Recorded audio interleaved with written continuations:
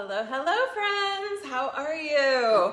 I am going to teach you how to make shakshuka today. It is one of my favorite things to eat. It's a little bit more involved than what I usually cook, but it is fantastic. It's healthy.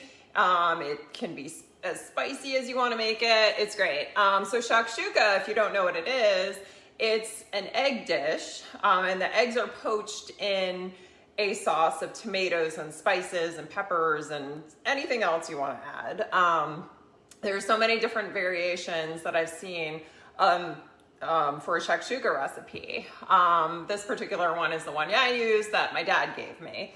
So anyway, shakshuka originated in the Middle East and Northern Africa. It's easy to make, but involves quite a few ingredients and spices. And also if you live in the USA and live near a Trader Joe's, they actually have a shakshuka starter kit in their freezer section. So even though this is easy to make, there's also that option as well to help you out just a bit. Let's see. Oh, all the ingredients just get thrown together in one pot. And it is really easy, I assure you. You can customize it. So say you like feta cheese, add the feta cheese. You like avocado like I do, add the avocado.